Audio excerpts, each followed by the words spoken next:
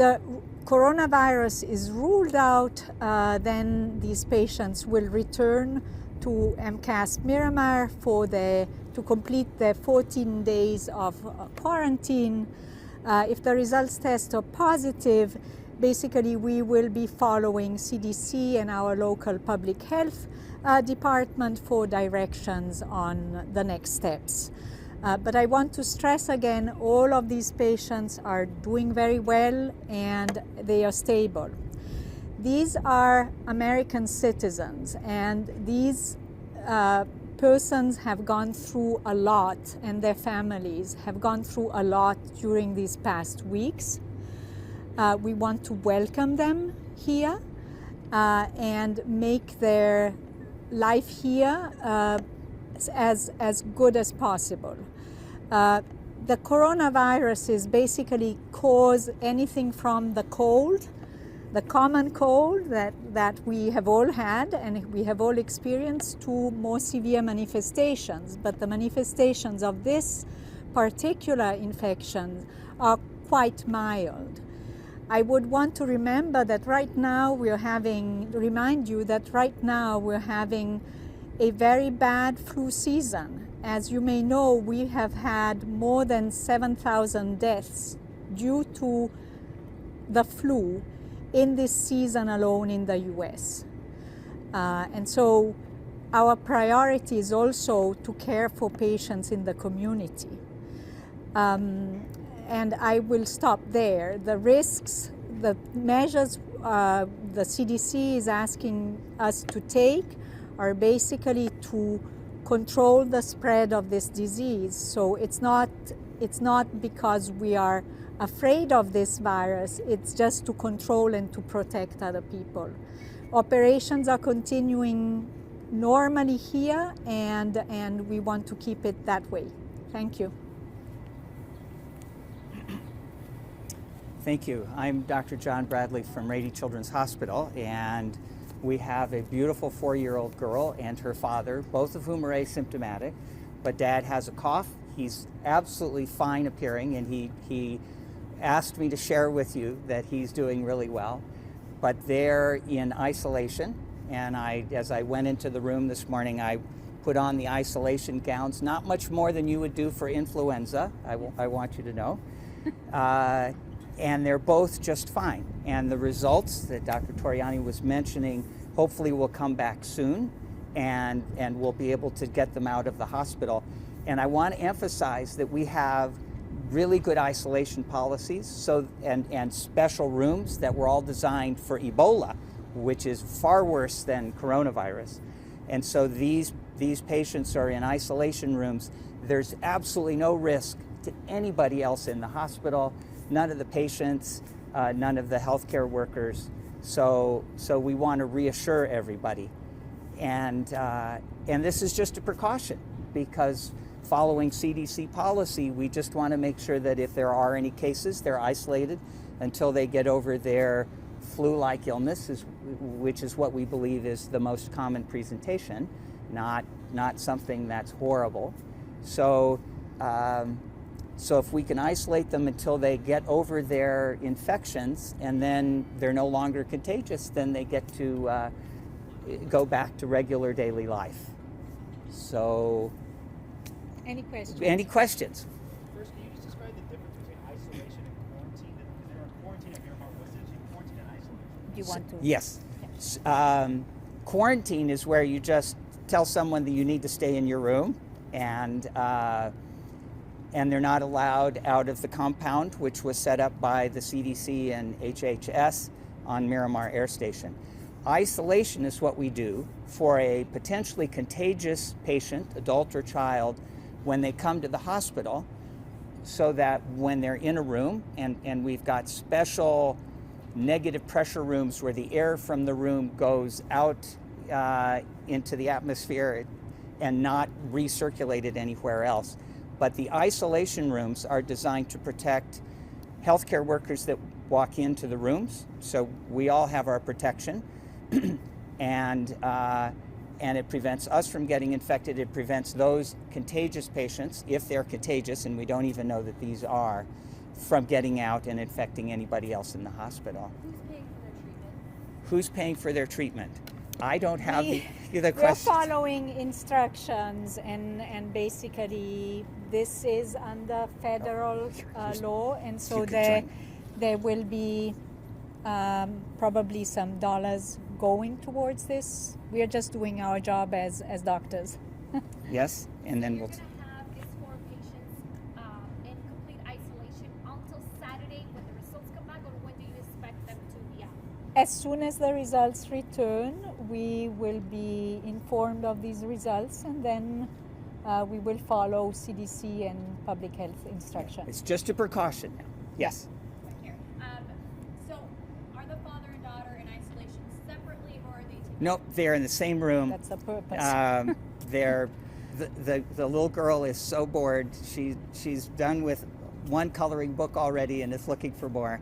Beautiful smile. She's perfectly well. So we don't want to separate out the dad and the child, and actually that's why they're over at our institution. And if the dad were to get sick and his test was positive, we'd be sending him over to UCSD Medical Center. Sorry, just to follow up to that. You mentioned that if dad was to get sick, he would be sent over here to UCSD Medical Center. Is there a possibility that in case of an emergency that he would have to get treated there, or at least stabilized there if something was to happen to him? You know, the manifestations of this, if we don't even know if this person is infected with coronavirus, right? So that's the first thing to say. So this is all in an abundance of caution.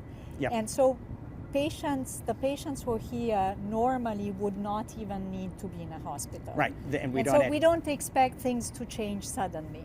No This is emergency. not the flu, you know, the flu changes suddenly. This is really So can you something that explain is very why mild. were they hospitalized if they're not presenting any symptoms? Or what are the Because they symptoms? need to be, by federal law, we need to rule them out, and that is what the government is, or the CDC, through the CDC, is telling us what to do. So They've that's been- why we're receiving them. They've been exposed to the virus in a high-risk area, and the dad has some mild symptoms, so it's all just observation. Yeah. Yes, sir. What about the patients at UCSD? Ah, Dr. As I Toriano. said, they're doing fine. Okay, can you tell us a little bit? We know it's a father and a daughter at Radiant Children's, but what can you tell us about the 2 other patients here?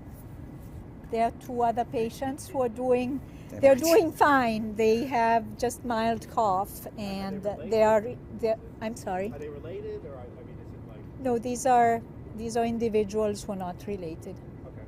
Yeah. Since there's not a specific cure, are they taking any medication to mitigate some of those symptoms, or what does it No. look like? Yeah, we're just observing them, and you know, like if they have cough that disturbs them, we will give them some cough syrup as we would give them, but really nothing. And Yeah. we Feeding know them. we know a little bit about this virus, so there are potentially antiviral medications that we would use if they got really, really sick, and we got investigational approval through the FDA. Yeah. We're not anywhere near Yeah. that. They're fine. We were talking about the flu. Sounds like it's more of a threat here in the United States than the coronavirus. Can you kind of just talk to us about? People don't seem to understand what exactly the coronavirus is. It kind of sounds like a super. Yes. Yes, that is actually that's the super cold. It may be, it could be. Yes, it is what manifested in Wuhan, and once again, in the situation of an outbreak, you always see the patients who are the sickest, right, who present to care, and that is what happened there. Is that the patients who presented into care were sick, were very sick, but subsequently further cases had quite mild disease. And so when we look at the mortality, let's think of the worst case scenario. The mortality due to the flu, our seasonal flu, varies, but basically in the US in general is considered to be up to 2.5%. In patients who have, you know, diseases, underlying diseases, it can go up to even 10%. this coronavirus, the estimates of death from this coronavirus are less than 2% right now. So very low, and these are, once again, these are the first patients who came into care, so the ones who were sickest, who presented and had really bad symptoms. So super cold is excellent, and if you're already in bad shape, then a super cold may just tip you over, and that's what they're seeing in Wuhan. So recent reports were that maybe one of the first doctors in Wuhan has died from this. I don't hear people dying from the super cold. Are you surprised to hear that maybe? Very surprised. Yes, we are very surprised, but what we also, this is why, this is one of the reasons that WHO declared it a public health emergency, right? They declared a public health emergency because they knew that more means could go to hospitals in countries with less means, right? And so more protective equipment could go. There are fundraisers right now going on in the world to get materials to these hospitals in China that are overburdened also by other diseases. So we don't fully understand the virulence of this, and it seems like it's a super cold, but we haven't yet defined the spectrum, and there may be a lot of people who just get the sniffles and get over, in addition to those that we've identified that will die. So the CDC and the World Health Organization are looking at virulence and contagiousness, both. You mentioned that these are American citizens, all of the four? Yes. Yeah. Okay. Yes. Yes. The one point I wanted to make to you is that what we know is that no healthcare workers who have followed the precautions set by the WHO and the CDC have fallen ill. So we know that in that hospital there may not have been the proper PPE available to all of the providers. And so if you're taking care of a very, very sick patient who's intubated, your chances of getting exposed to secretions, if you don't have the proper equipment, are much higher. Yeah, PPE are all those gowns and masks and gloves that we wear. Yes. Just a little bit more detail on the two patients that are here. Are you able to tell us their ages and male, female? I don't think I can divulge that. If there's no cure for this coronavirus, how do you treat them if tested positive? So first of all, as Dr. Bradley said, there are now some agents, some antiviral agents that are being studied and that appear to have some efficacy, but these are investigational agents, and so we will pursue, if we need to use them, we will pursue the proper channels to get to these agents that are experimental. But the normal, what we would do for the flu, without, if we didn't have effective antivirals, which we do for the flu, and so we would treat them symptomatically. We treat the cough, we treat the cold, we treat them with antipyretics if they need. So we want to reassure you, this isn't the first coronavirus that's hopped from animals into people. So SARS was much worse, and there was a lot of work looking at antivirals for SARS. So there's some basic research that we can apply to this virus. So we're not starting from scratch. And believe me, if in the United States we begin to see this, and even if it continues in China, we'll be working with researchers in the FDA to find experimental medicines. So the fact that we have no medicines is actually not quite true. Yes, and also companies, drug companies who have these investigational medicines are already have already dispatched to Wuhan and are currently doing clinical trials. Yes, sir. I know there was a lot of people who were kind of uneasy about this, people who arrived at MCAS Miramar, and then since they've taken this over the hospital, people were reaching out to me, commenting on social media saying, why are we moving them? They pose a threat. Is there anything you can say to reassure people that there's no threat here, or is there? There's no threat. There's no threat. So, yes, I want to really no reassure. threat. What we've got in our hospitals are these specialized isolation units that we all put together for Ebola that are sort of airtight, as it were. Miramar Air Station is a nice place to hold them, but they don't have all of the isolation and the physicians, all the specialists to take care of patients if they should get sick. So they're only moving them because we've got isolation and medical expertise, not because they're contagious or we're worried that something bad will happen, just a precaution. So you say it's almost like a higher level of security here than it is at the base? Or? A higher level of Well, isolation.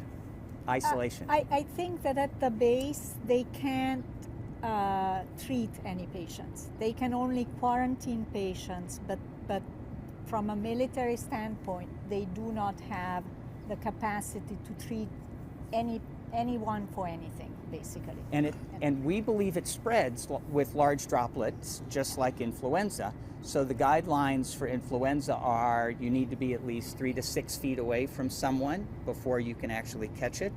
And those are the same metrics we're applying to the novel coronavirus.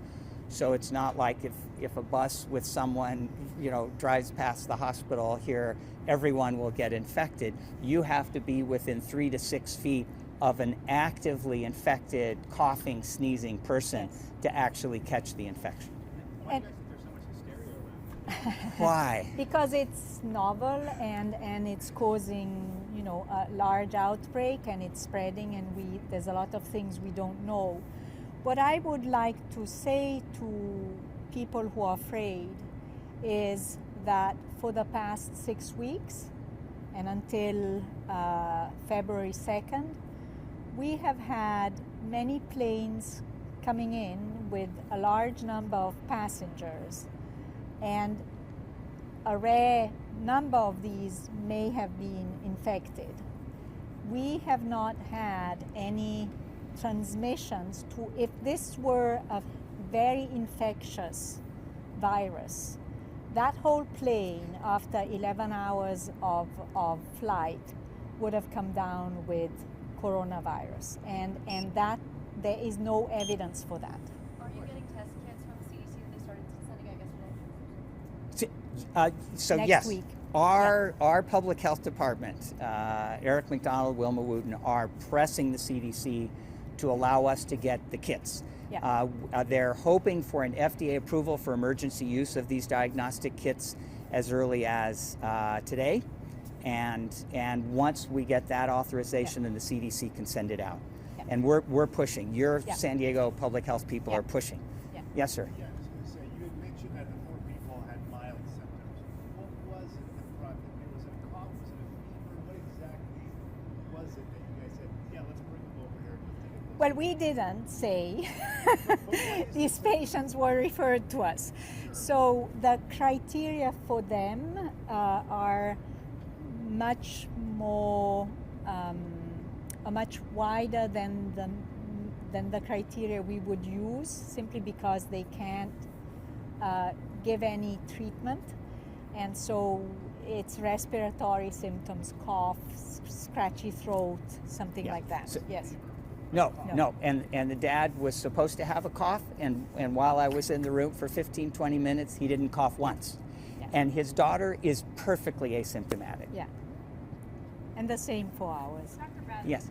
I know that there's going to be parents obviously trying to bring their kids to rainy children. Yes. With the extreme concern, especially when you have babies, maybe even first-time moms that are going to be mortified. Yes. What do you say to that? Don't worry. So nobody who comes to Rady Children's Hospital or UCSD needs to worry at all. Yes. There's no contagiousness. There's no possibility that even if these 2 people test positive for coronavirus, and the same is true at UCSD Medical Center, that will spread anywhere. So there's no risk to anyone coming to the hospital, the emergency rooms, anyone that gets hospitalized. One of the other families was asking me that last night, and I reassured them there's no risk for them getting coronavirus, even if the patients test positive, which is unlikely. And sorry, my one follow-up question is, you were talking about these diagnostic kits. Yeah. Can you just get a little bit of detail as to how they're different and what exactly they are? So the testing for this particular coronavirus, and we'll have to stop soon, I'm told, but the testing for this particular is specific, and so the CDC so far has had the specific testing methodology, and they have held it. Now they're going to distribute it at specific labs that have the expertise in running these tests. Yes. So it's a novel coronavirus, so none of our standard tests for viruses, including human coronaviruses, are positive for this. And so the World Health Organization and CDC got the sequences of this virus from Wuhan, and they've put together a test that will specifically pick up the novel coronavirus, and those are the kits that we're hoping to get very soon. Which would help with diagnosis. Yes. Yes, which will permit. One night, do you guys have any idea how long they're going to be at those hospitals for? As we said, the key is ruling them out. If they're ruled out and they remain stable as they are, they will go back to Miramar to complete the quarantine. If they're ruled in, then we will basically follow instructions. Yeah. So we have time for one more question, and then we're going to wrap it up. Thank you. If they do turn out to test positive for the coronavirus, how will this impact the quarantine of the people who've already started their 14-day quarantine? It won't. It's 14 days since travel. So, Yeah. and these people were like taken off the plane and brought over. So even if the people that are in the hospital were beginning to be contagious in the plane, that 14 days starts from when they land, so they wouldn't extend something beyond the 14 days. Thank you so much. Thank for you. coming. Thank you very much for getting this Thank you, yes. story out and reassuring people. Yes. We really appreciate it. Thank you. Why do they do it where there's... Wet and soggy. Right, my heels go down. Let's just step away from mics. Yes. They kept wanting us to go to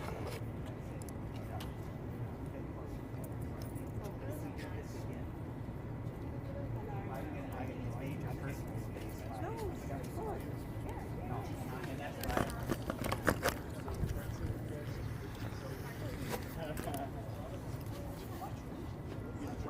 Hey. So you gotta jump. We should probably write it up and have it test on it.